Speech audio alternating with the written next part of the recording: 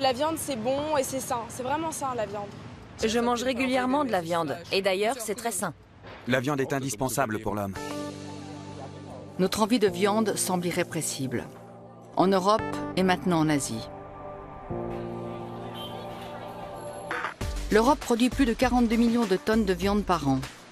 Une viande tellement bon marché qu'elle est exportée jusqu'en Afrique. Le fourrage dont se nourrissent nos animaux provient souvent d'Amérique du Sud. Mais cette alimentation mondialisée n'est pas sans conséquences. C'est un fait. La consommation effrénée de viande affecte notre planète.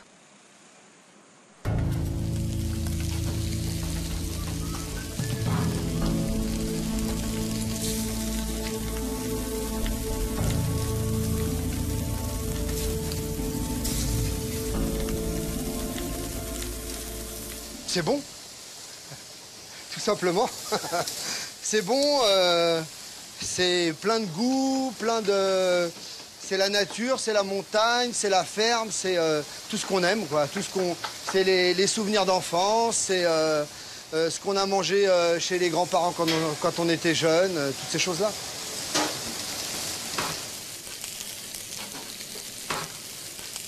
Les Français adorent la viande rouge. Et adore le bœuf, la vache. L'art de la bonne chère est un des fleurons de la culture française. D'ailleurs, l'UNESCO a inscrit en novembre 2010 le repas gastronomique des Français sur la liste représentative du patrimoine culturel immatériel de l'humanité. Dans le monde entier, la cuisine française fait référence. Côte de bœuf, pot-au-feu, bœuf bourguignon, autant de plats qui enchantent les gourmets et qui, comme souvent dans l'Hexagone, font la part belle au bœuf. Pour beaucoup de nos concitoyens, il est proprement impossible d'envisager une cuisine sans viande. C'est pareil, j'ai toujours aimé ça. Depuis toujours, en famille, on prend toujours beaucoup de viande et de bœuf. Je me pose même pas la question, on mange tout le temps de la viande. Alors, je suis quelqu'un de très carnassier et effectivement, je dois manger quelque chose comme entre 5 et 6 fois par semaine de viande. Ouais. J'adore la viande. On l'aura compris, la viande plaît. D'autant plus qu'elle est aujourd'hui très bon marché. Résultat, les Européens en consomment de plus en plus. En France, la consommation annuelle s'élève en moyenne à 70 kg par habitant. En Allemagne, à 60 kg. Dès l'enfance, on nous apprend que la viande est un aliment énergétique, bon pour la santé. De plus, c'est facile et rapide à préparer. Bref, la viande est dans l'air du temps. Symboliquement, la viande est associée à la force, à la virilité. En Allemagne, il existe même une revue spécialisée sur le sujet qui rencontre un grand succès auprès de la population masculine. Oserons-nous dire qu'elle leur fait un effet bœuf?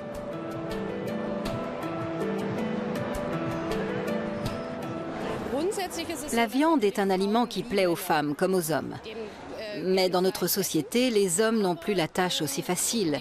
Comment exprimer leur côté masculin, leur virilité? Or, la consommation de la viande renvoie précisément à la force physique de l'homme, à sa supériorité musculaire, à son côté mâle et conquérant. Lorsqu'il avale un énorme pavé de bœuf, l'homme peut ainsi exprimer un aspect de sa virilité. En même temps, ça permet à la femme qui l'accompagne de faire preuve d'une certaine retenue, de faire passer un message. Moi, je mange très peu de viande, juste un peu de viande blanche. Je n'arrive pas à manger autant. Si ce n'est qu'un bon morceau de viande est également excellent pour les femmes. Du moins si on en croit les messages publicitaires de l'industrie agroalimentaire.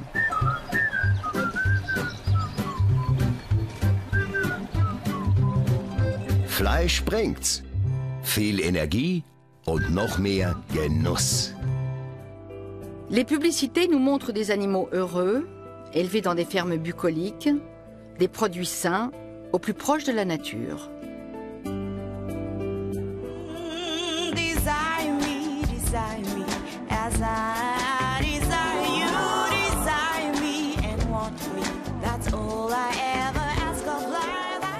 Le bœuf, le goût d'être ensemble. La communication de la filière viande se fait bien évidemment sur le haut du panier, c'est-à-dire sur la viande artisanale issue de races à viande. Alors qu'en fait, une grande partie de la viande que nous consommons,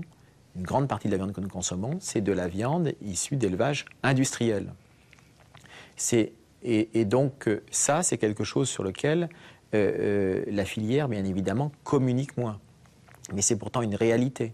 Ce qu'on nous met dans l'assiette ne correspond pas à ce qu'on nous projette sur les publicités. En réalité, selon les espèces, 80 à 95% de la production ne sont pas élevées en plein air. Et leur viande n'est pas particulièrement saine. Dans les élevages intensifs de poulets, on administre régulièrement aux volailles des médicaments pour qu'elles survivent à leur très courte période d'engraissement. Des résidus de ces médicaments qui ne sont pas sans danger pour l'homme subsistent dans la viande. Littéralement entassés dans des bâtiments surpeuplés, les volatiles croupissent sans voir l'air libre sur des sols jonchés d'excréments. On peut en compter jusqu'à 24 au mètre carré. Résultat, ils tombent souvent malades. À la naissance, le poids d'un poussin est de 40 grammes. 3 jours plus tard, il a doublé. Au bout d'un mois, son poids a été multiplié par 38. Pendant la phase d'engraissement de l'animal, le développement de la masse musculaire, la viande, devance pour ainsi dire la croissance de l'ossature et de l'appareil locomoteur. Si bien que la circulation sanguine, l'appareil locomoteur et le squelette ne peuvent pas suivre. En fin de période d'engraissement, les animaux ne peuvent pratiquement plus bouger. Tout au long de la phase de croissance, les poulets de chair sont soumis à des traitements médicaux fortement dosés, notamment en antibiotiques, présentant un danger pour l'homme. Une ferme d'engraissement de la firme Wiesenhof, l'une des principales entreprises d'élevage de volailles en Allemagne. Josef Barmeyer est le vétérinaire de l'exploitation. Aujourd'hui, il procède à un contrôle. Avant d'entrer dans le bâtiment d'élevage, il change de vêtements et procède à une désinfection très rigoureuse. Une précaution indispensable pour éviter toute contamination. 38 000 poulets sont confinés dans ce hangar. Une densité qui octroie généreusement à chaque animal un non-espace vital de la dimension d'une feuille de format A4. Productivité oblige, le bâtiment est piloté par ordinateur. Dans les élevages industriels, les poulets sont généralement abattus au bout d'une quarantaine de jours. Environ 700 poulets meurent avant la fin de la période d'engraissement. Un résultat satisfaisant pour ce type d'infrastructure. Un taux de mortalité supérieur aurait un impact sur le chiffre d'affaires, donc sur les bénéfices de l'entreprise. Dès lors, tous les moyens sont bons pour réduire la mortalité des poulets. D'où l'utilisation d'antibiotiques qui présente un autre avantage, celui de favoriser la prise de poids chez les volailles. Depuis 2006, un règlement européen interdit d'utiliser des antibiotiques pour doper la croissance des animaux. Mais cela n'a pas empêché un recours croissant aux médicaments dans les fermes d'engraissement allemandes.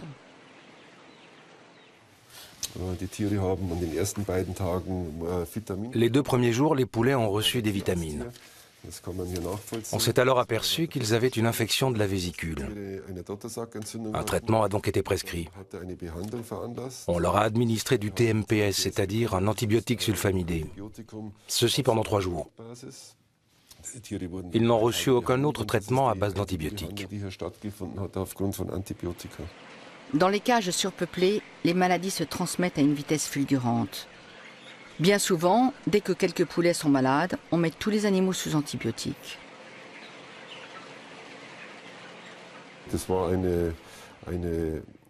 Ce traitement a été administré suite à une prescription vétérinaire. Nous n'utilisons jamais d'antibiotiques de manière préventive. Le vétérinaire effectue un contrôle le 2e ou le 3e jour de la mise en cage, afin de décider si un tel traitement est nécessaire ou pas. Pourtant, les poulets sont maintenus dans des conditions qui favorisent les maladies. Alors où est la vérité? Les antibiotiques sont-ils destinés à préserver la santé des animaux ou à doper leur croissance? Le gouvernement du Land de Rhénanie du Nord-Westphalie a enquêté sur l'utilisation des antibiotiques chez les animaux. Dans les exploitations que nous avons examinées, 96,4% des animaux, je dis bien 96,4%, ont été traités avec des antibiotiques. Ces résultats sont tout simplement alarmants et pour tout dire révoltants. De 2 choses l'une. Soit ces antibiotiques sont utilisés pour doper la croissance des animaux, soit pour les protéger de manière préventive dans leur environnement, celui des fermes d'engraissement, propices aux maladies. Dans un cas comme dans l'autre, ce n'est pas acceptable, tant sur le plan légal qu'éthique.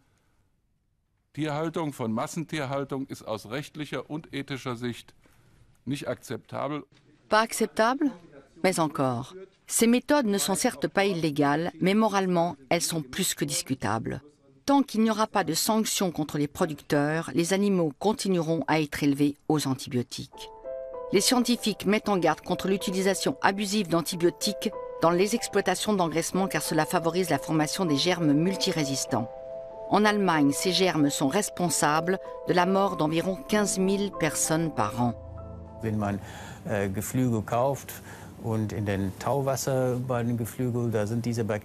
Lorsqu'on achète une volaille, les bactéries contenues dans l'eau de décongélation peuvent se retrouver sur vos mains ou dans un plat cru.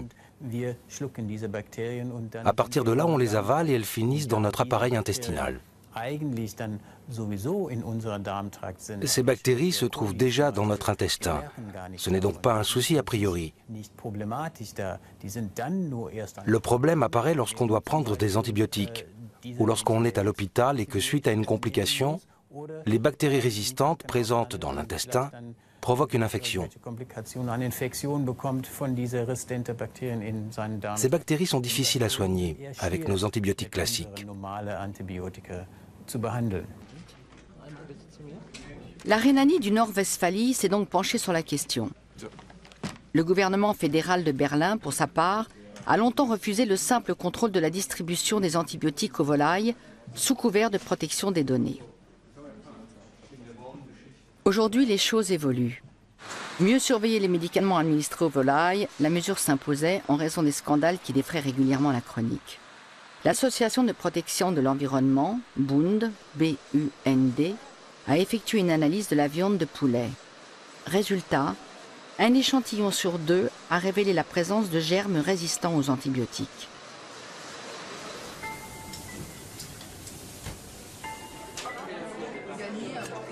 La viande rouge aussi présente des dangers pour la santé.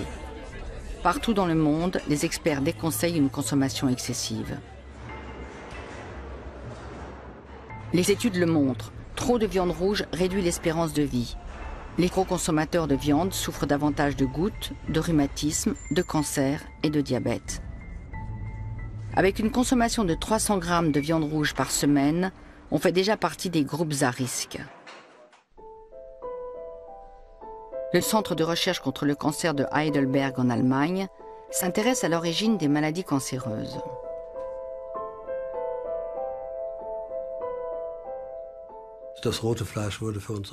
Si nous nous intéressons à la viande rouge, c'est parce que nous savons déjà depuis plusieurs décennies qu'une consommation élevée de cet aliment sur la durée entraîne une augmentation de 20 à 30% des risques de cancer du côlon. Plusieurs indices nous laissent à penser que la viande de bœuf constitue un facteur de risque majeur. C'est pourquoi nous déployons tous nos efforts pour savoir s'il est possible de dépister les virus contenus dans la viande de bœuf et qui pourraient être à l'origine de ce problème.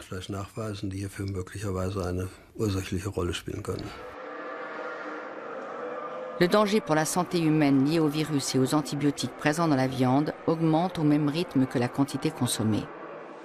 Pourtant, la consommation ne cesse d'augmenter. En 50 ans, elle a été multipliée par 5 dans le monde. La filière industrielle de la viande tourne à plein régime. De plus en plus d'entreprises exportent leur viande à l'échelle mondiale. C'est le cas de Danish Crown. Le marché européen est saturé. Il est donc peu probable que la consommation de viande augmente dans cette partie du monde. Que ce soit du bacon ou du jambon, nous mangeons déjà de la viande au petit déjeuner. Nous en mangeons à midi et le soir. Je ne pense pas que nous prendrons un jour des biscuits à la viande au goûter. Notre entreprise exporte déjà dans 130 pays. Il nous reste donc peu de nouveaux marchés à conquérir. L'année dernière, en termes de croissance, la Chine a été notre créneau numéro 1. La consommation quotidienne de viande est une habitude européenne. Elle commence à s'installer en Asie. En 1980, un Chinois mangeait 14 kilos de viande par an. Aujourd'hui, il en consomme pratiquement 4 fois plus. La cuisine chinoise traditionnelle est de plus en plus délaissée au profit de la restauration rapide à l'occidentale. La viande a supplanté les légumes comme aliment principal. Le réflexe hamburger est devenu un signe extérieur de richesse. Les habitants des grandes villes ont déjà bouleversé leurs habitudes alimentaires. Tôt ou tard, ceux des campagnes leur emboîteront le pas. À la maison, les Chinois optent de plus en plus souvent pour le steak ou le rôti, et de préférence tous les jours si possible.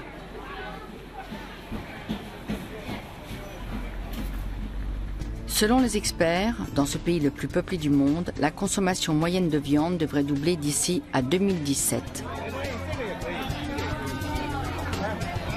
Cette tendance irréversible trouve une explication sociale.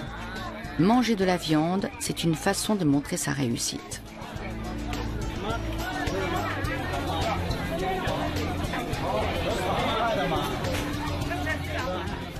La famille Ku fait partie de ces Chinois qui ont gravi l'échelle sociale. Ku Haifeng a quitté sa province natale il y a 13 ans. Il s'est installé à Pékin où il a fait carrière dans l'informatique. Ku apprécie la viande. Son fils ne connaît pas d'autre manière de s'alimenter. Pour Ku, pouvoir manger ce qu'il veut, quand il veut, c'est faire preuve devant les autres d'une certaine aisance.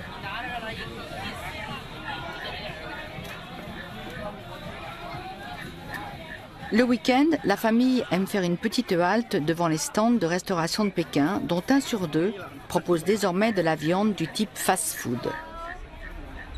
Avec sa femme, sa mère et son fils de 2 ans et demi, l'entrepreneur chinois se rend aussi souvent que possible dans le restaurant Donglai Shun, situé dans le centre de Pékin. Évidemment, la viande est toujours au menu. La spécialité du restaurant, la fondue mongole. Pour Ku et sa famille, les légumes, c'est plutôt pour la déco.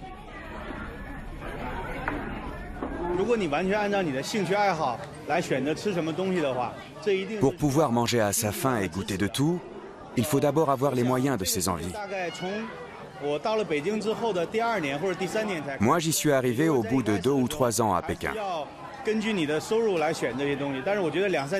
Au début, quand on commence à avoir de l'argent, on veut découvrir un maximum de plats.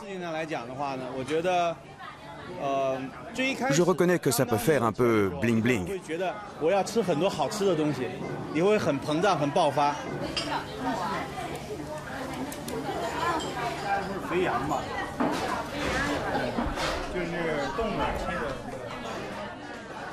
Quand j'étais petite, la viande, c'était une délicatesse. On n'en mangeait pas souvent. À présent, on peut s'en offrir tous les jours. C'est quelque chose qui fait partie du quotidien.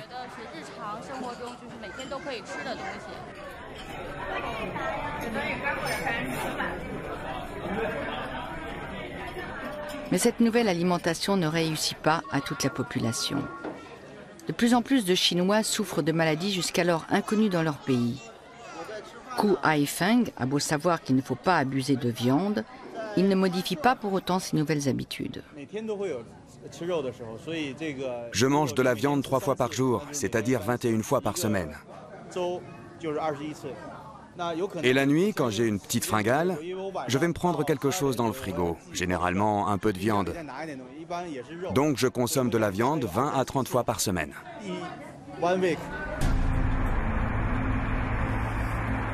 Ces dernières années, l'économie chinoise a connu une croissance fulgurante qui a surtout profité aux citadins.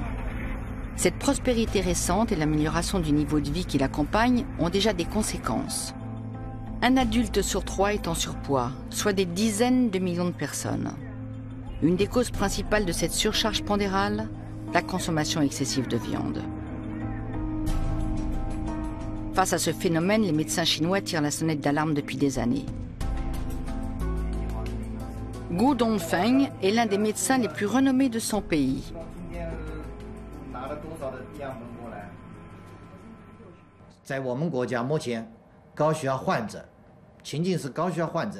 Nos études montrent qu'il y a aujourd'hui en Chine 200 millions de cas d'hypertension.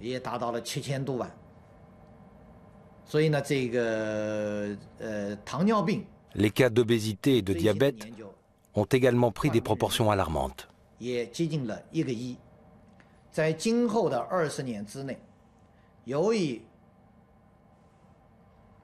Au cours des 20 prochaines années, 21 millions de Chinois seront atteints de maladies cardiaques ou de problèmes de circulation sanguine.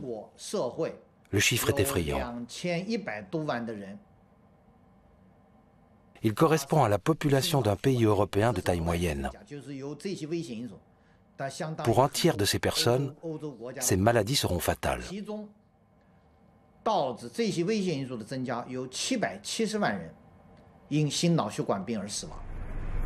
Les Chinois ont vu leur pouvoir d'achat augmenter. Pour beaucoup, les questions relatives à la santé n'ont pas été la priorité. Dans les grandes métropoles de Chine, on consomme aujourd'hui presque autant de viande qu'en Europe.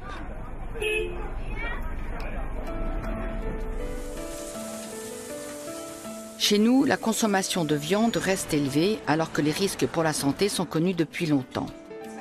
Manger de la viande tous les jours paraît tout à fait naturel.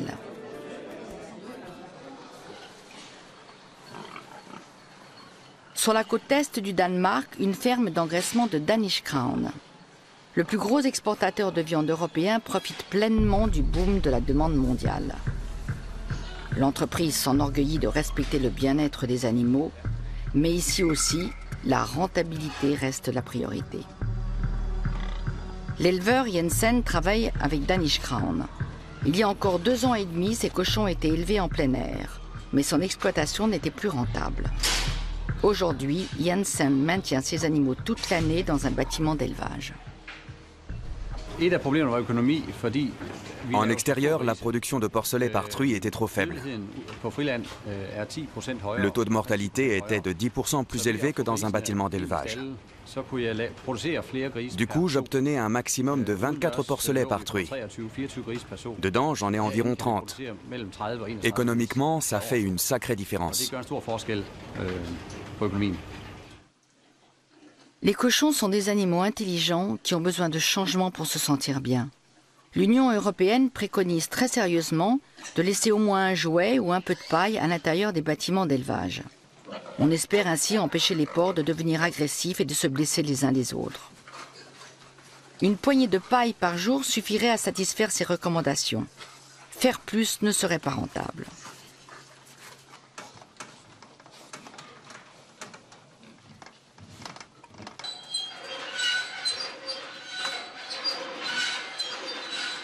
Les truies sont enfermées dans des cages jusqu'à 8 mois par an. Elles ne peuvent pratiquement pas bouger. En se déplaçant librement, elles risqueraient d'écraser un de leurs porcelets, ce qui serait une perte de revenus. Aujourd'hui, il est encore autorisé d'enfermer en permanence les truies après le sevrage de leurs petits. La réglementation changera en 2013, mais d'ici là, les truies devront encore passer 4 mois par an dans ces conditions. Bien sûr, il serait préférable de trouver un système qui permette d'éviter ce genre de choses. Mais malgré tout, il faut bien que notre activité soit rentable. Je pense qu'il s'agit d'un compromis tout à fait raisonnable.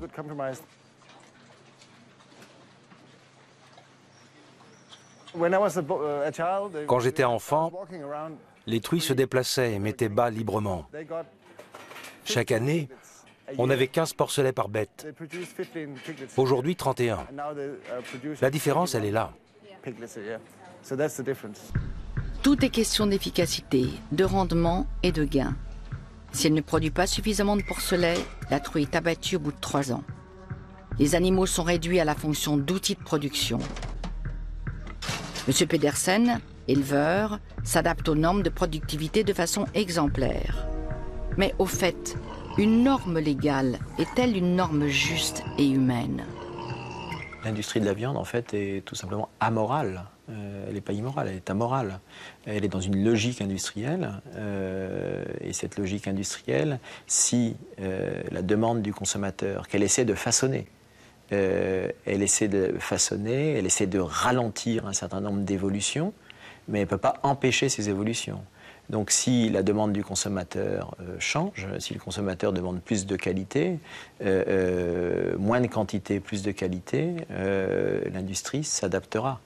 En fait, elle a essayé de pousser son avantage, elle a profité d'un système qui a été aidé par les politiques, qui était un système de produire toujours plus de viande, qui a été rendu possible par le flot de subventions. Danish Crown est la 2e entreprise d'abattage de porcs au monde. Son abattoir, situé dans la commune danoise de Horsens, est à la pointe de la modernité. La société emploie 1600 personnes. Ici, on abat 20 000 porcs par jour, 5 jours par semaine. Tout est réglé comme du papier à musique.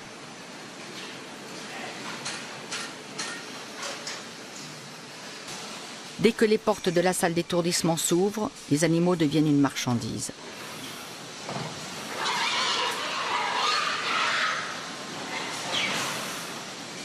Nous réceptionnons les porcs vivants, puis nous procédons à leur abattage. Nous séparons les différents morceaux en fonction de certaines spécifications.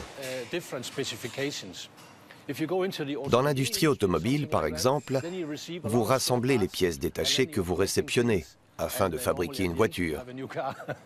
Chez nous, c'est le contraire. Nous séparons les animaux en morceaux. Chaque année, Danish Crown procède à l'abattage de 16,3 millions de porcs, ce qui représente, comme le précise l'entreprise, une longueur de 24 000 km si tous les porcs étaient alignés les uns derrière les autres, soit la moitié du périmètre de la Terre. Selon les défenseurs des droits des animaux, il arrive souvent dans certaines entreprises que les bêtes se réveillent pendant la phase d'abattage. Chez Danish Crown, tout serait mis en œuvre pour éviter ce genre de situation. Le processus de traitement des animaux serait ultra performant. Notre système est très efficace. Une fois étourdis, les porcs ne sentent plus rien. Au final, ils ne réalisent pas ce qui leur arrive.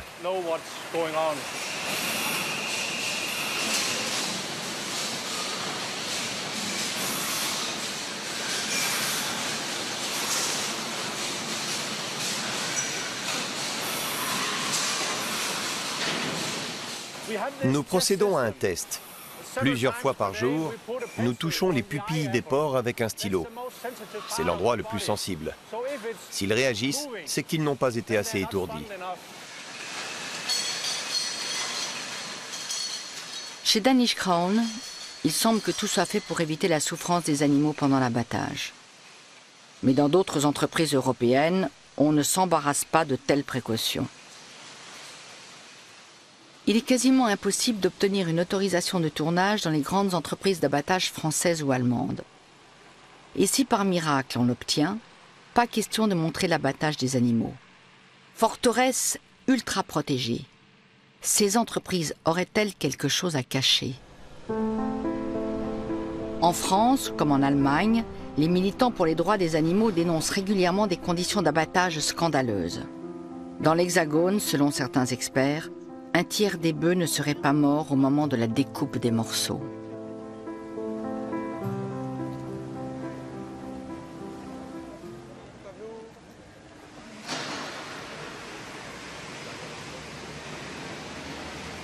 Les images là, c'est une caméra cachée dans un abattoir de Charal à Metz.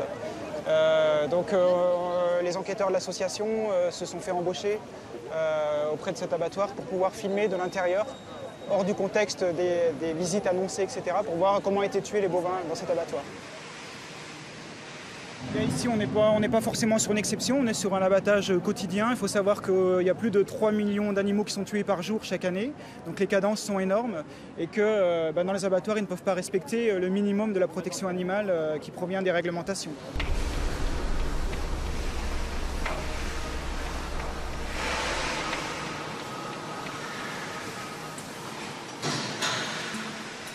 La direction de Charal n'a pas souhaité commenter ces images filmées en 2008. Si la situation s'est entre-temps améliorée dans cet abattoir, les experts estiment que les conditions d'abattage restent intolérables dans bien d'autres entreprises. En France, l'abattage rituel, lorsqu'on saigne l'animal alors qu'il est encore conscient, est autorisé uniquement pour des motifs religieux. Les défenseurs des animaux estiment que certains abattoirs se servent de cette autorisation pour augmenter leur productivité. Sans étourdissement, on peut en effet abattre plus d'animaux et donc augmenter son chiffre d'affaires.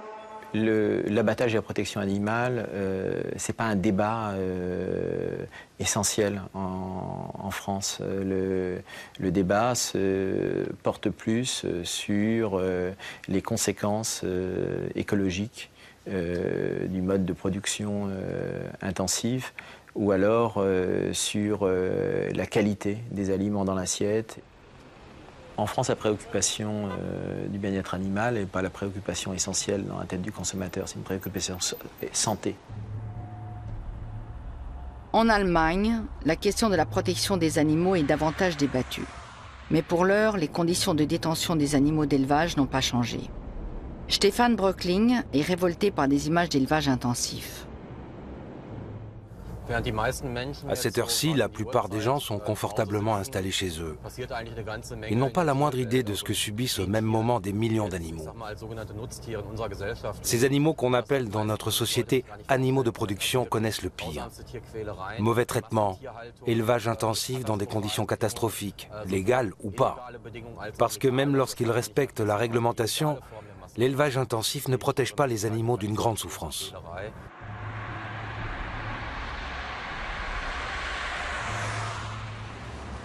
1h du matin, Stefan Bröckling rejoint d'autres militants sur un parking isolé du nord de l'Allemagne. Leur objectif ? Contrôler un bâtiment d'élevage de 5000 dindes. Ils redoutent de tomber une fois de plus sur de nombreux animaux en souffrance. Les exploitations parlent de fermes d'élevage au sol. En clair, les animaux passent toute leur vie dans des cages posées au sol, au milieu de leurs excréments. Et les cages ne sont jamais nettoyées. Ça, c'est un vrai problème. Les cages sont nettoyées uniquement lorsque les animaux les quittent définitivement. Comme elles sont en contact permanent avec leurs excréments, les dindes contractent toutes sortes de maladies.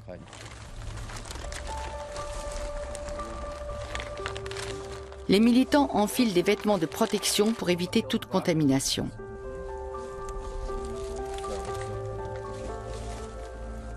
À l'aide d'une caméra infrarouge, ils vont filmer les conditions d'élevage des volailles pour les montrer au grand public.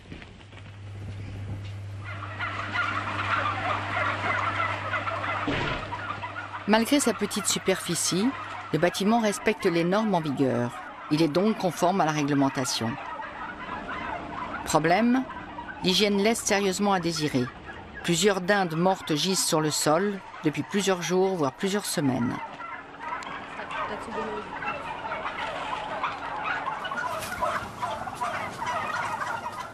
À première vue, la propreté du bâtiment et la santé des animaux ne semblent pas prioritaires. Pourtant, nous sommes en Europe, où l'on se targue d'appliquer des mesures draconiennes en matière de protection des animaux.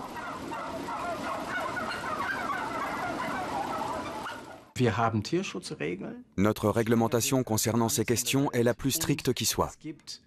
On trouve ce type de production industrielle partout dans le monde, en Australie, aux États-Unis, etc. Les producteurs européens ont les mêmes objectifs, mais ils sont encadrés par des règles plus sévères.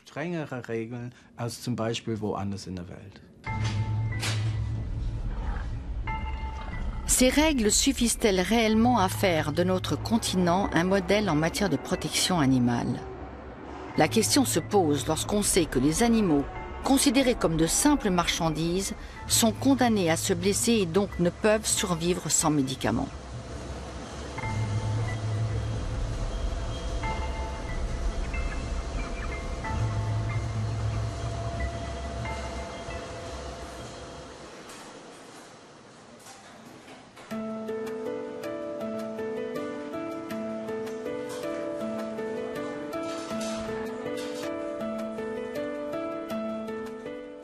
Je sais bien que les conditions d'élevage des poulets, par exemple, ne sont pas bonnes. Mais je ne pourrais pas me passer de viande. Moi non plus. J'ai déjà essayé, mais l'envie est trop forte. Le poulet, la viande rouge, ouais, j'adore ça. Il n'y a pas vraiment le choix. En dehors du poisson ou de la viande, qu'est-ce que vous voulez manger? Des légumes? Y a-t-il une alternative à la viande?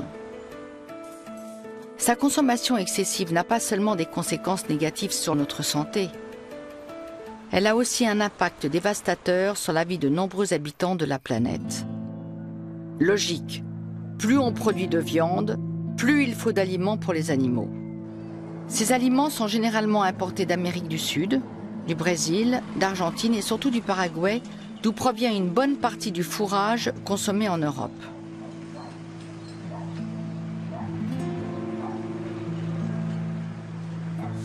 Il faut 16 kg de céréales pour produire 1 kg de viande. Le problème est que l'Europe ne dispose plus de surface cultivable suffisante. Donc elle importe d'Amérique latine du fourrage riche en énergie, comme la farine de soja.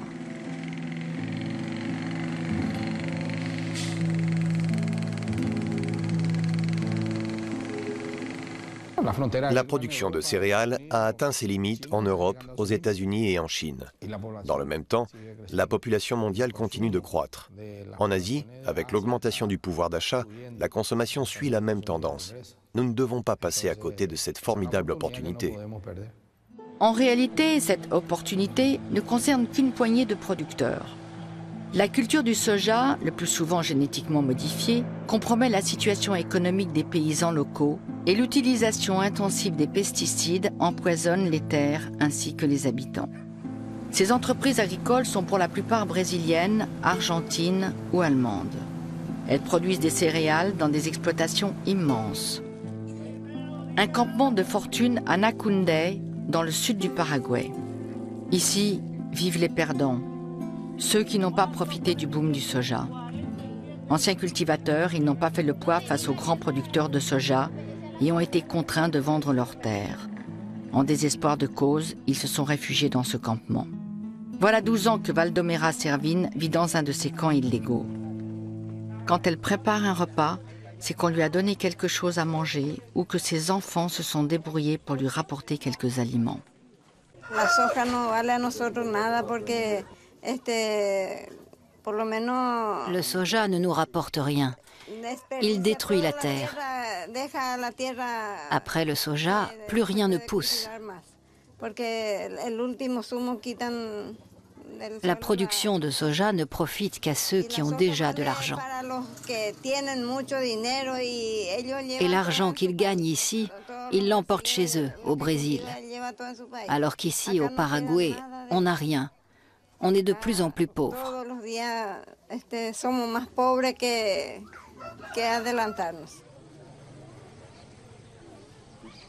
Victoriano Lopez est le chef ainsi que le porte-parole du camp.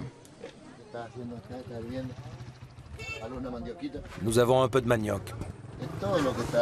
C'est tout ce que nous avons à manger. Nous n'avons rien d'autre. 5 familles s'entassent dans cette tente. Ce qu'ils mangent ici, c'est un pied de bœuf et quelques oiseaux.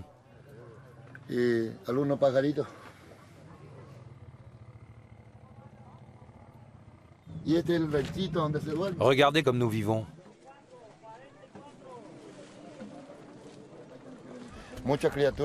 Beaucoup d'enfants sont déjà morts, déshydratés, empoisonnés ou morts de faim. Là, tout récemment, nous avons perdu 6 enfants. Et nous n'avons personne à qui nous adresser. Personne ne s'occupe de nous.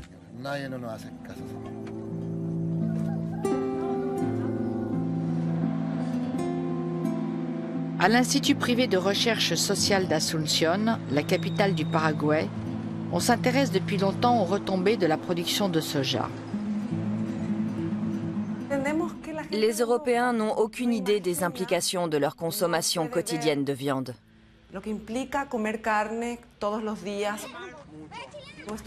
Dans notre pays, les décideurs économiques, surtout dans le domaine de l'agriculture, ne tiennent aucun compte des besoins et des droits de la population paraguayenne.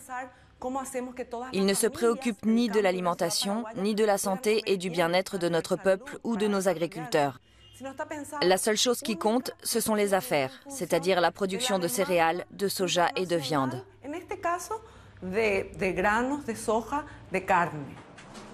Ces décideurs font tout ce qui est en leur pouvoir pour promouvoir l'industrie du soja, quitte à sacrifier les pauvres sur l'autel de la productivité.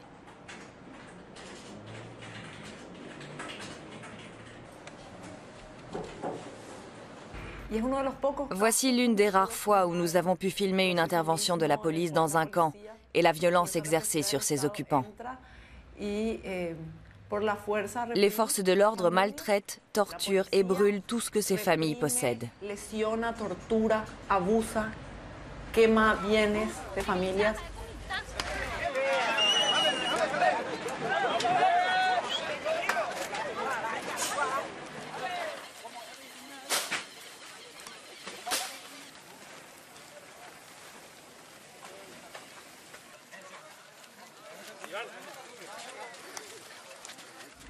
Cette violence vise à intimider ceux qui voudraient occuper illégalement d'autres parcelles. Les producteurs de soja veulent exploiter ces terres à fond. Alors ceux qui le peuvent viennent s'installer à Asunción. Mais ceux qui ne possèdent pas de terre échouent dans les bidonvilles de la capitale. Passer le reste de sa vie dans un bidonville n'est guère plus enviable que de dépérir dans un camp misérable. Mais ici, au moins, on n'est pas exposé aux pesticides dangereux pour la santé tels que le glyphosate.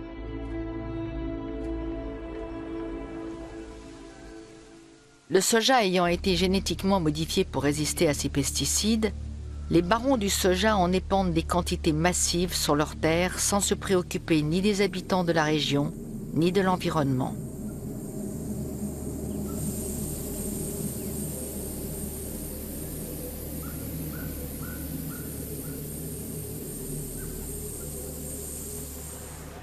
La clinique universitaire d'Asunción. Le docteur Stella Benítez Leite dirige le service de pédiatrie. Chaque semaine, elle reçoit des parents dont les enfants sont nés avec des malformations. Au début, le fait que de nombreux parents habitent près des exploitations de soja n'était pour le médecin qu'une coïncidence. Mais les cas se multipliant, Stella Benítez Leite a décidé de regrouper et d'analyser l'ensemble de ses observations.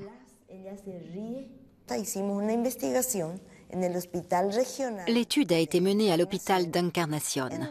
Elle révèle une proportion de malformations supérieure chez les bébés dont les mères habitent à proximité des exploitations qui épandent des pesticides. Le risque est particulièrement élevé pour les femmes qui habitent à moins d'1 kilomètre de ce type d'exploitation.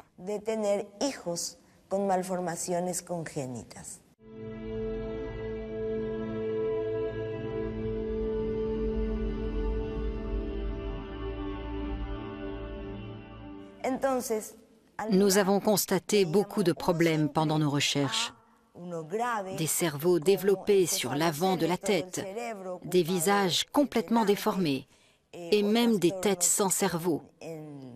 Des déformations de différents types. Nous avons tout vu.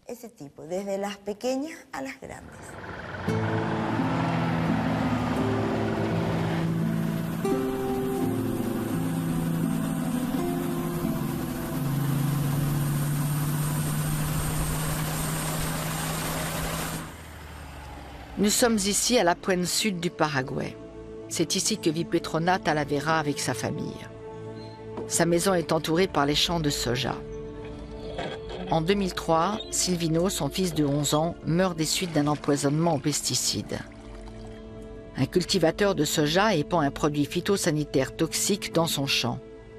Silvino est aspergé, tout comme les aliments qu'il vient d'acheter. Le garçon, qui ignore tout des effets du produit toxique, rentre à la maison. Avec les aliments rapportés par Silvino, sa mère prépare à manger. Peu après le repas, tout le monde est pris de vomissements. Des maux de tête et des crampes d'estomac apparaissent. L'état de santé de Silvino se dégrade. Sa mère décide de l'emmener à l'hôpital. Nous sommes arrivés à l'hôpital vers 1h30 du matin. Le médecin de garde nous a dit « Votre fils a été empoisonné. Je ne suis pas sûre que nous puissions le sauver. Mais nous allons quand même essayer et lui faire un lavage d'estomac. »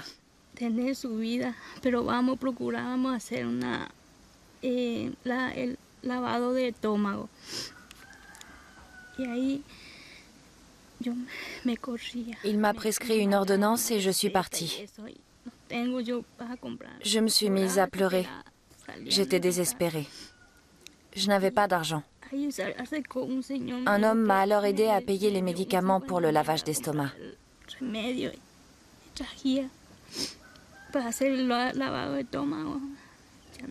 Mais mon fils n'a pas survécu. Il est mort peu après. À 3h30 du matin, il a eu une première attaque. Une demi-heure plus tard, une deuxième. Et puis, il est mort.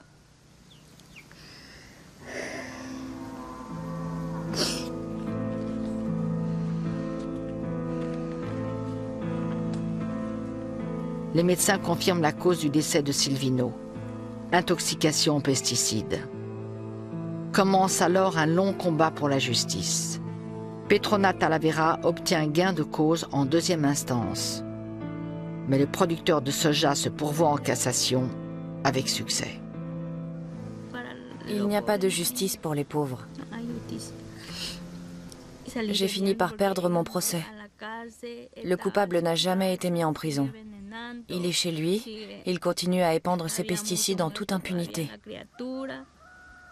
Moi, j'ai tout perdu.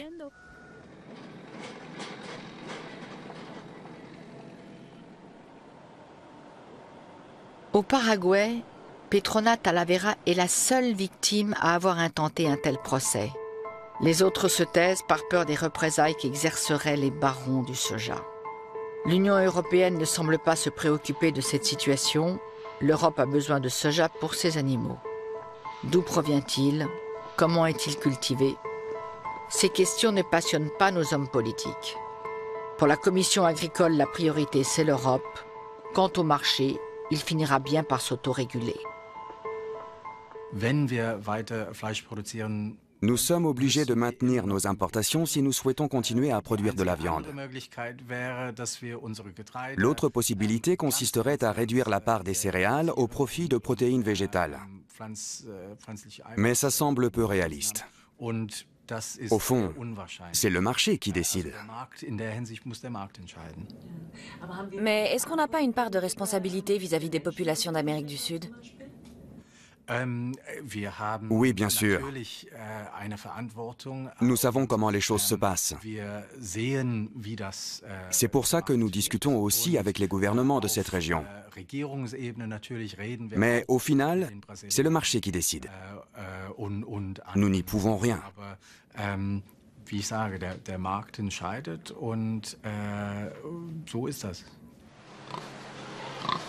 Le marché décide. À nous d'en assumer les conséquences. La demande en viande augmente sans cesse et avec elle l'élevage de masse des animaux, donc les excréments et la consommation de fourrage. Pendant des années, les éleveurs européens ont épandu du lisier dans leurs champs sans le moindre contrôle. Aujourd'hui, la quantité maximale d'azote autorisée est de 170 kg par hectare. Bien difficile à contrôler. Dans certaines régions d'Allemagne, pendant la période de fertilisation des terres, les camions sillonnent des champs à tout moment. Ici, on épand le lisier provenant des fermes allemandes, mais aussi des excédents provenant des Pays-Bas, soit quelques 2 millions de tonnes chaque année. Aux Pays-Bas, le gouvernement a reconnu que les terres agricoles contenaient trop de lisier. En Allemagne, le traitement du lisier reste une activité très lucrative et tant pis pour les répercussions écologiques. Mais les nappes phréatiques sont contaminées par le lisier. Leur taux de nitrate est très élevé. Méfiez-vous, ce paysage est certes bucolique, mais surtout très pollué. Paul Kröfges et Harald Gulshoff contrôlent régulièrement la qualité de l'eau en Allemagne. Aujourd'hui, ils examinent une source près de Strehlen, à 2 pas de la frontière néerlandaise. Dans cette forêt mixte, le taux de nitrate devrait être très bas. Mais il faut rester particulièrement vigilant. La région compte de nombreuses exploitations agricoles. L'appareil indique une valeur de 184,9 mg par litre. C'est vraiment effrayant. En temps normal, les nappes phréatiques ne contiennent jamais plus de 50 mg par litre. C'est donc une valeur anormalement élevée. Plus de 180 mg par litre, c'est bien au-delà des valeurs habituellement constatées. C'est un niveau totalement aberrant. L'état des nappes phréatiques n'est d'ailleurs pas conforme à la directive cadre sur l'eau. Bref, des mesures d'urgence s'imposent. 184 mg, c'est 18 fois la valeur normale. Des résultats de ce genre, on en retrouve partout où les éleveurs épandent leur lisier. Les causes de ce désastre et leurs conséquences sur les êtres humains sont connues depuis des années. Associées à d'autres substances dans le corps, de telles quantités de nitrates peuvent favoriser l'apparition de substances cancérigènes et donc le développement de certaines formes de cancer. Elles peuvent aussi déclencher des cyanoses chez les enfants en contact avec des eaux contenant de tels niveaux de nitrates. En Allemagne, un tiers des nappes phréatiques contient trop de nitrates. Les directives européennes sur l'eau ne sont pas respectées. Résultat, l'eau potable doit être puisée toujours plus profondément, parfois à plus de 100 mètres. L'élevage intensif a un impact sur la qualité des eaux, mais aussi sur le climat. À l'Institut biologique animal de Rostock, en Allemagne, on s'intéresse de près au rôle que l'élevage pourrait avoir dans les émissions de gaz à effet de serre. Les activités agricoles génèrent environ 30% des émissions de méthane. La majeure partie est liée à l'élevage, et plus particulièrement à l'élevage bovin. Les vaches sont en effet responsables d'environ 75% des émissions de méthane d'origine animale. Le méthane est plus dangereux que le dioxyde de carbone et il participe au réchauffement climatique. Quand un ruminant est en phase de digestion, il éructe du méthane. Partout dans le monde, des scientifiques tentent d'évaluer l'impact de l'alimentation des vaches sur leur production de méthane. Ici, à Rostock, les vaches sont maintenues dans une installation respiratoire pendant 3 jours. Excrétion, respiration, tout est passé au crible. Objectif : déterminer si, comme on le présume, l'alimentation des vaches a réellement une influence sur leurs émissions de méthane. Mais même si on parvenait à réduire les émissions de méthane de certaines races de vaches en modifiant leur alimentation et les méthodes d'élevage, l'impact sur l'environnement resterait quasiment le même. Il n'existe qu'une seule méthode pour lutter efficacement contre les émissions de méthane d'origine animale: réduire la production d'animaux. Réserver la viande au repas dominical pourrait être une solution. Les chercheurs ont démontré qu'une consommation raisonnée de viande pourrait ramener le niveau de méthane à celui d'il y a 20 ans.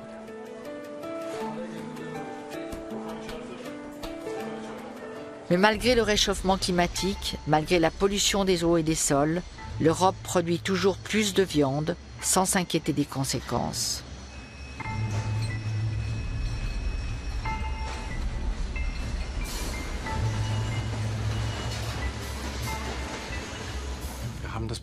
Nous voulons tous manger de la viande. Et cette viande, il faut bien la produire. Or, si nous produisons moins de viande en Europe, où la viande sera-t-elle produite? Et sera-t-elle produite dans de meilleures conditions qu'ici? Nous assouvissons notre passion pour la viande, mais la faim gagne du terrain dans le monde. Qui est responsable? À l'instar des autres secteurs économiques, l'industrie de la viande joue à fond la carte de la croissance. L'Allemagne est le premier producteur de viande en Europe. En 2010, elle a pulvérisé un nouveau record avec une production de 8 millions de tonnes. Évidemment, plus l'offre est abondante et bon marché, plus la consommation augmente en Allemagne, en France et partout ailleurs en Europe. On a beaucoup soutenu ce secteur au niveau de l'Europe et on a encouragé ce secteur dans une direction qui était la direction du productivisme. C'est-à-dire qu'on aurait pu faire un parier sur la qualité, on a parié sur, pendant toute une période, sur l'augmentation de la production. Ce qui comptait, c'était de produire toujours plus avec un prix toujours plus bas. On a un secteur politique qui a toujours encouragé le secteur de l'élevage. Et c'est un secteur de l'élevage qui, aujourd'hui, pèse très fort puisqu'il représente 85 000 éleveurs en France.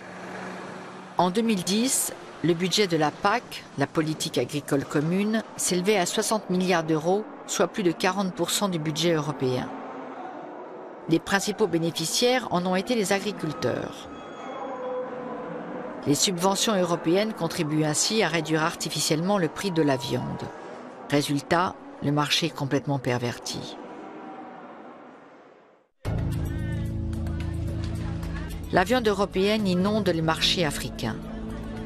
Ces importations étranglent les producteurs locaux, incapables de rivaliser avec les prix subventionnés par la PAC. Au Ghana, beaucoup d'éleveurs ont dû cesser leur activité. La destruction du marché ghanéen de la viande est un cas d'école. Comme les Européens consomment principalement le blanc du poulet, les autres morceaux de l'animal sont exportés en Afrique.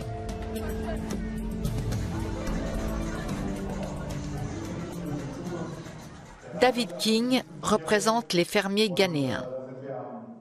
Depuis des années, il parcourt le monde pour attirer l'attention sur la situation dans son pays et inciter l'Europe à ne pas exporter autant de viande vers l'Afrique. On ne peut pas faire face à la concurrence. La viande importée est bien moins chère. Un poulet ghanéen coûte environ 6 $. Mais je peux acheter des morceaux de poulet importés pour seulement 50 cents. Alors, le choix est vite fait. On achète le poulet le moins cher pour avoir suffisamment à manger. Voilà comment notre marché a été complètement détruit. Beaucoup d'éleveurs de poulets ont mis la clé sous la porte.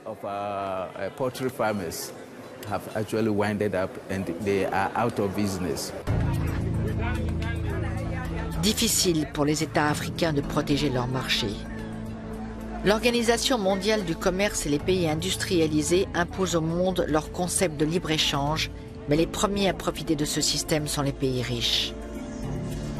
En 2003, le gouvernement ghanéen avait envisagé une hausse des taxes sur les importations de volailles. En réponse, le Fonds monétaire international lui a demandé de faire machine arrière s'il ne voulait pas se voir retirer l'attribution de nouveaux crédits. Alors que les acteurs de la PAC feignent d'ignorer les conséquences de leur politique sur l'agriculture africaine, des associations religieuses s'engagent contre les exportations abusives de viande qui risquent de détruire d'autres marchés africains. Depuis 5 ou 6 ans, on assiste au même phénomène avec la viande de porc. Et ça, c'est très préoccupant. Tout ça parce que la viande est devenue tellement bon marché en Europe. C'est la même chose avec la viande de bœuf. Avec son arrivée sur les marchés africains, c'est tout un pan de la population qui est menacé, c'est-à-dire les bergers qui n'ont pas de terre. La faim gagne du terrain dès que leurs produits sont concurrencés. Après le Ghana, c'est au tour du Bénin d'être touché par le phénomène. En 2010, ce petit pays a importé plus de 100 000 tonnes de viande de volaille en provenance d'Europe. Une grande partie a ensuite été exportée illégalement au Nigeria, car pour l'instant, Abuja refuse le dumping européen. Avant de passer la frontière, la viande fait l'objet d'une préparation spéciale. Ces images montrent comment la viande est traitée, avec du formol. C'est quelque chose d'inimaginable quand on sait à quoi sert habituellement le formol. À conserver des morceaux de cadavres, par exemple. Le formol permet de maintenir la peau en bon état, mais c'est un produit chimique dangereux. Une fois réemballée, la viande est acheminée clandestinement vers le Nigeria, dans ce genre de véhicule, puis elle est vendue sur les marchés.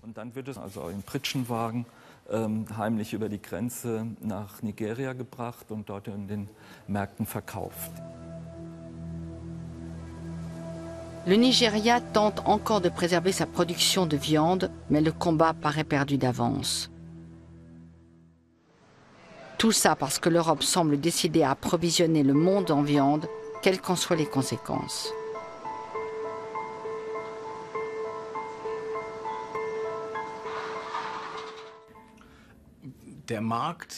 Le marché décidera. Je ne pense pas que la PAC parviendra à elle seule à résoudre les problèmes de famine et de malnutrition en Afrique ou ailleurs. Mais il y a d'autres leviers, comme la politique d'aide au développement, avec tout le volet des investissements, etc. L'objectif à terme, c'est que la production augmente en Afrique et en Asie.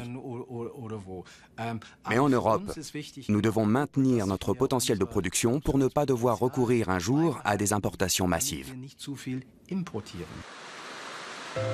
Aujourd'hui, nous produisons et nous exportons massivement.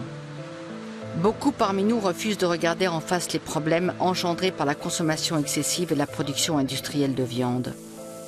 Il ne s'agit peut-être pas de se passer de viande, mais déjà de diminuer notre consommation.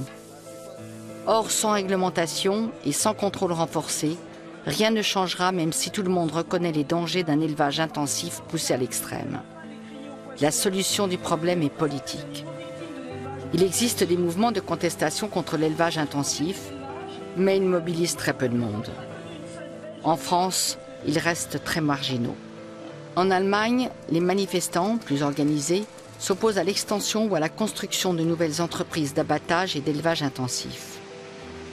Pour la majorité des consommateurs, la priorité reste d'acheter de la viande bon marché. Or, c'est précisément la demande qui conditionne l'offre. Résultat, les entreprises sont lancées dans une course à la production effrénée, avec toutes les conséquences que cela implique pour l'environnement, les hommes et les animaux.